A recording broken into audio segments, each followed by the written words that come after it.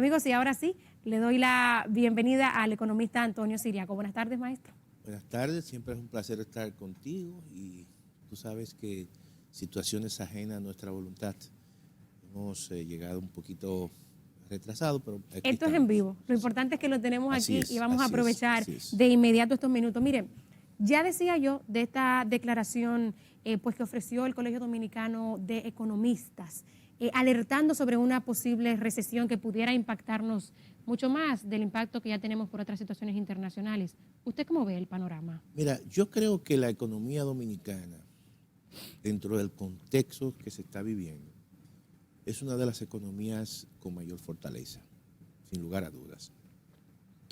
Sin embargo, me preocupa la postura del Banco Central, y eso no solamente está ocurriendo en la República Dominicana, sino en otros países, donde los bancos centrales tienen una especie de sobreactuación. Es decir, la tasa de política monetaria, que Sí. es una tasa de referencia, cada vez más los bancos centrales, y en este caso también el dominicano, la están incrementando. Ellos dicen que esa es la posible solución No para es- contraer no la es la economía. solución.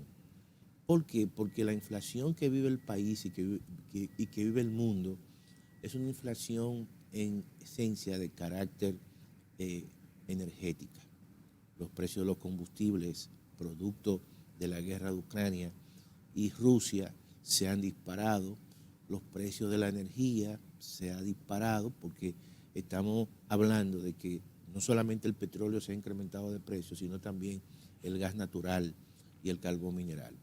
El 75% de la matriz energética en la República Dominicana está compuesta ¿por qué?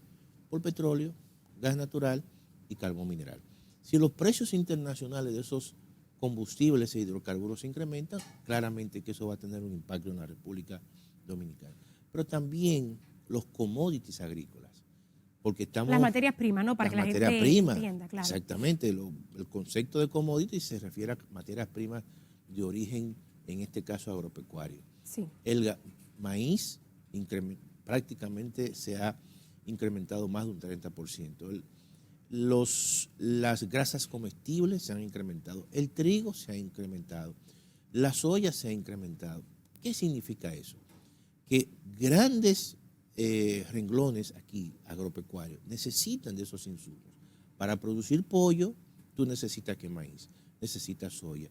Pero también hoy en día los pollos se producen en naves.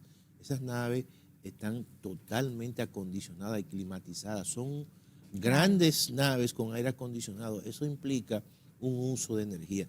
Todo eso impacta los costos de producción y eso entonces se transfiere a los productos finales. Y la inflación, en esencia, viene de ahí, no es de origen monetario. Lo que ataca cuando el Banco Central incrementa su tasa de política monetaria. Y por favor, explique qué es incrementar, qué significa incrementar la tasa de política monetaria, pues para la tasa de la gente que política no entiende monetaria quizá es el una tecnicismo. tasa de referencia. Por ejemplo, los bancos comerciales, el sector financiero, tiene depósitos en el Banco Central. Y el Banco Central, por esos depósitos, le paga una remuneración que es un interés. Igualmente que los bancos comerciales, el sistema financiero, cuando tiene dificultad, va y toca la puerta del Banco Central y el Banco Central le presta dinero y le cobra. Esas tasas, obviamente, se llama tasa de política monetaria porque es hacia el sector financiero. Es lo mismo cuando tú vas a un banco y tú llevas tu dinero y lo depositas en una cuenta de ahorro. ¿Qué hace el banco? Que te paga una tasa, se llama tasa pasiva y te paga un interés. Poquísimo, pero paga. Muy poco, pero al revés. Claro. Cuando tú vas a tomar prestado, buscar un dinero para comprar, te cobra una tasa que es mucho más alta. Y eso mismo hace el Banco Central con los bancos comerciales. Y eso es lo que se le llama su tasa de referencia. Cuando su tasa de referencia se incrementa, lo que hace es que encarece el coste del dinero. El coste del dinero que le da a los bancos para que los bancos no presten a nosotros. Y eso, entonces, tiene una repercusión. ¿Por qué? Porque incrementa las tasas promedio.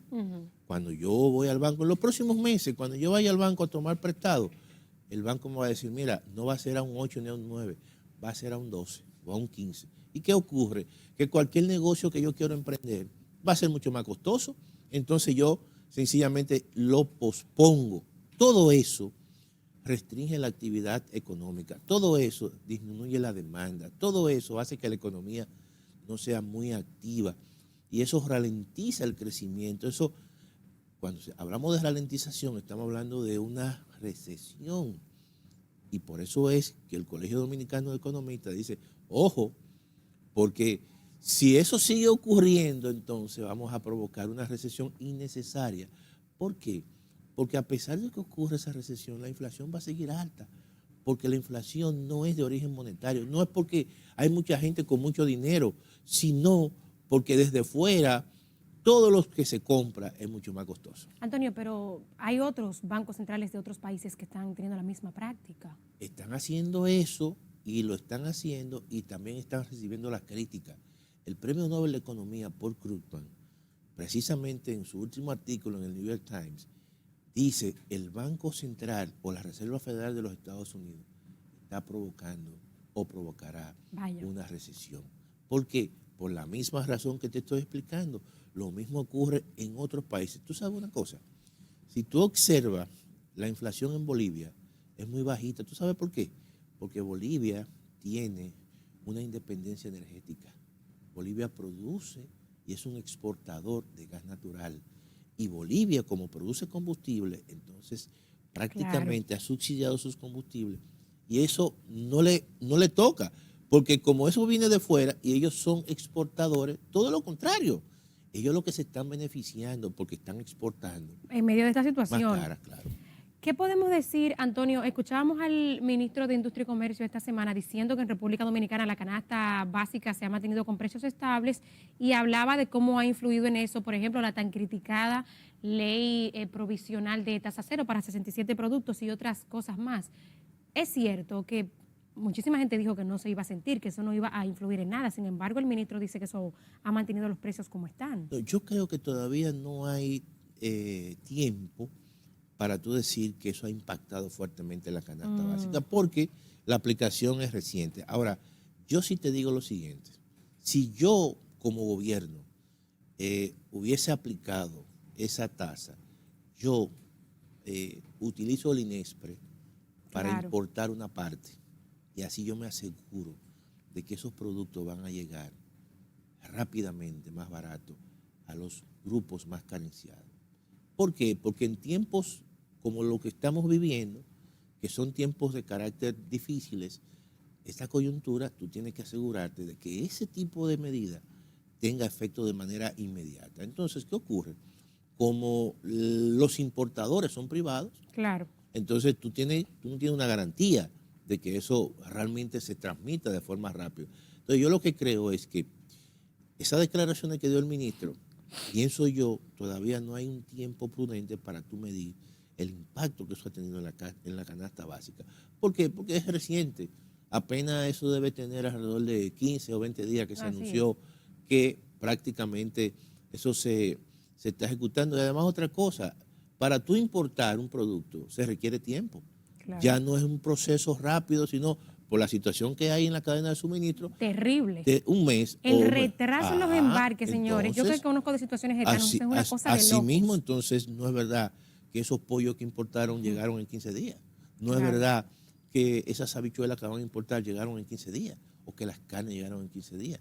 Oye, porque se va a traer de países que no son países que están en el Tratado de Libre Comercio, porque si fuese así, ya esos productos tienen tasa cero. Totalmente. Antonio, ayer conversábamos con Pepe Abreu de la CENUS. Este tema de esta intención de que apenas a un año de que se realizó un aumento salarial, pues que se reúna el Comité Nacional de Salarios para analizar un eventual reajuste, dice Pepe, que no un aumento, sino un reajuste ante la situación de inflación. Supimos, bueno, pues que el ministro ha dicho que se está analizando el impacto de la inflación. No es obvio ya cómo ha impactado la inflación en el salario de los dominicanos. Evidentemente que es muy obvio y yo creo que es incluso conveniente para la misma economía y para el mismo gobierno de que se haga un reajuste salarial, un reajuste sobre la base de lo que se ha perdido, ¿verdad? Para que se compense a los trabajadores. Pienso yo que en esta coyuntura no es una medida que va a afectar y va a dañar a los sectores productivos. Todo lo contrario. Sin embargo, los empresarios dicen, porque al final sabemos que, como decía Pepe ayer, eso lo sienten los consumidores cuando suben los salarios de los empleados. Bueno, pero también la inflación lo estamos sintiendo todos. Bueno. Entonces, la situación de eso es que tú tienes que buscar un mecanismo de compensación. Y todos sabemos que, mira, la inflación nos perjudica a todos. Es el peor de los impuestos y claramente afecta más a los más pobres. Por lo tanto, yo creo que no solamente en términos económicos y social es preferible, yo pienso que hasta políticamente. Qué forma tan halagüeña de terminar este programa. Pena que se nos ha terminado el tiempo, pero quedamos con el compromiso de retomar esta conversación con muchísimo más tiempo. Muchísimas gracias. Cuenta conmigo siempre y muchas gracias por tu invitación. Amigos, a ustedes gracias por estar con nosotros. Será hasta mañana.